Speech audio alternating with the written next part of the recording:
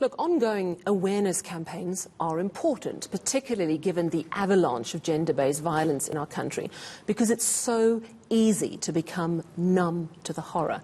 But other than that, what does this period achieve? I'm joined now by gender activist and research associate at Wits University's Institute for Social and Economic Research, Lisa Vetten.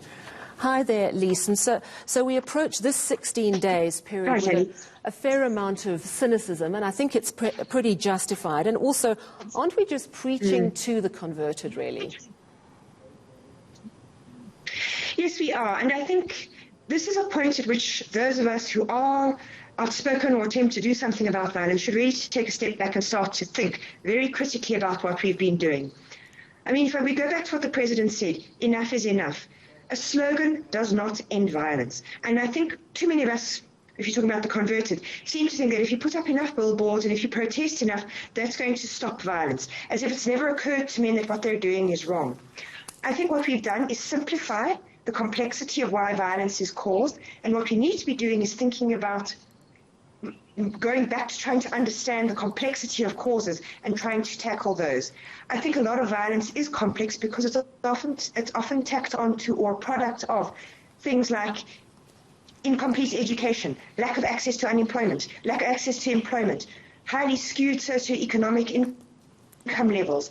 Those are really big structural factors, and quite frankly, if they're mixed in with violence, standing up and saying enough is enough is simply not going to cut it. We have to do far more complex, less glamorous and less visible things.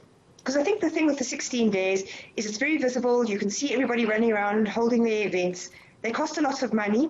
We have to ask whether just because they're visible, they're actually making any change, and whether or not we shouldn't actually putting that money into things which are less visible but which have more effect, like services to boys in order to prevent them from possibly growing up and perpetuating violence as adults. And you're right, it's a complex issue, and real change it takes time.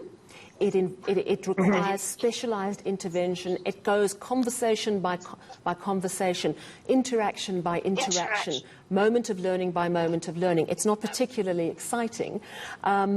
Is it best to scrap the 16 days campaign and rather use the money on the stuff that might not make headlines but actually might make some of difference? I think there's something to be said for that. I think we've got to move away from the idea that change is an event. As you pointed out, it's a process, and it's ongoing, and it lacks glamour. So I think it would be useful to think about how do we perhaps use the 16 days to do very targeted things, like perhaps inform the country about how to use a new law, or to use sexual offences courts, or something like that. Something that is very practical and does lend itself to campaigning. And then I think those enormously expensive dialogues that run into hundreds and thousands of rands are wasteful.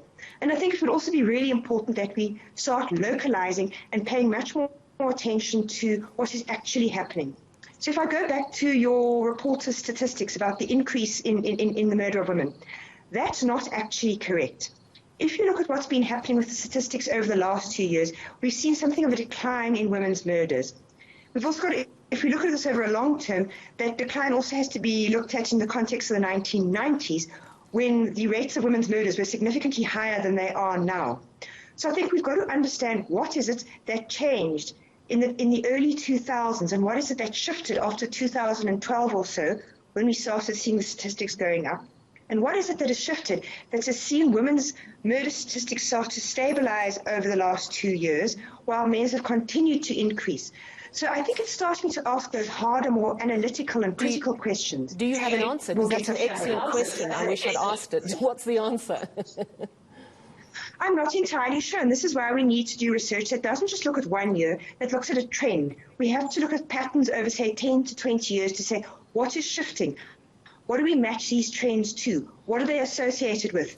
Because I think there's a very strong suggestion that part of the reason why there was a decline in women's murders from the 2000s onwards is that we introduced the Firearms Control Act. So one of the things that you can see if you compare those two periods is that the number of women's murders by firearms decreases significantly. So that's a very practical intervention we can make. Clearly it's not the silver bullet that is going to take away all murders, but it's pointing to some of the practical things we could be doing.